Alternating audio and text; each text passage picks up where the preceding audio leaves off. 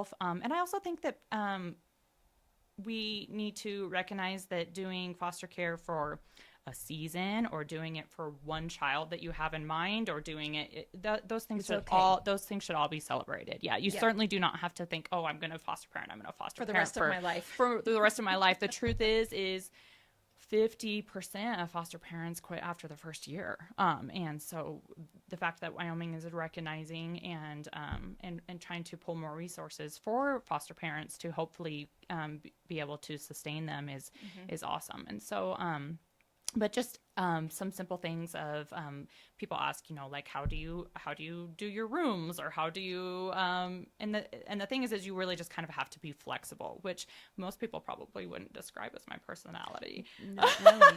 At all. She's a little OCD. But actually, you really just have to be flexible and keep in mind that you can set parameters and you can set boundaries that you're comfortable with. If you're both working parents, that's okay. There are still things that there are things in place that will help you with that. You don't have to say yes to every phone call that you get. It's important to ask questions and see if it's something that you can accommodate logistically.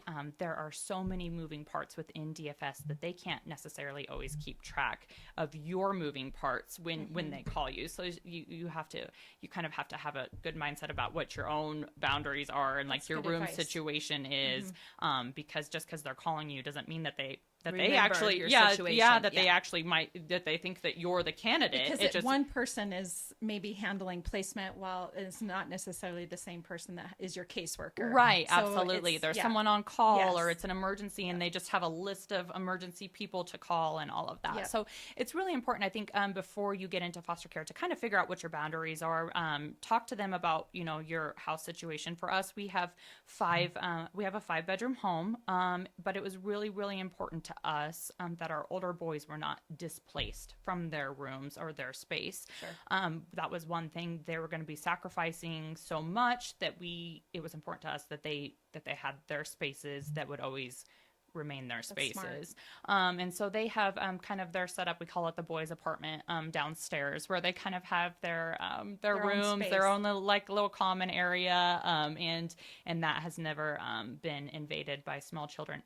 I will put a little asterisk there. Until recently, we have 8 and 7, and they really kind of wanted to take over this gaming room area, and our boys did oblige. So that is been a thing. But we have a baby gate at the top of the stairs, and the little kids, your boys can get away when they want to. Yes, absolutely. Be teenagers and kind of have that. Or sometimes there are just, some hard situations that are happening upstairs, or hard responses to things that are going on that they need to step away from. And so they have that space.